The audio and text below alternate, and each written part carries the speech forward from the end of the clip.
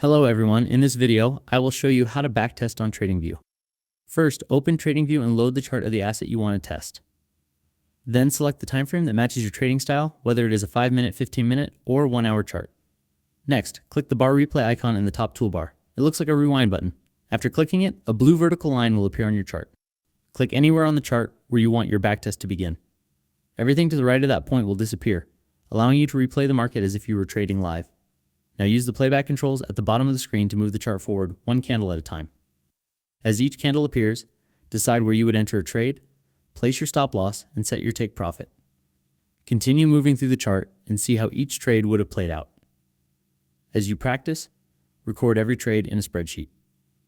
Write down the entry price, stop loss, take profit, and whether the trade was a win or loss. After completing several trades, review your results to calculate your win rate and overall profitability. This will help you identify what works and what needs improvement. Thanks for watching.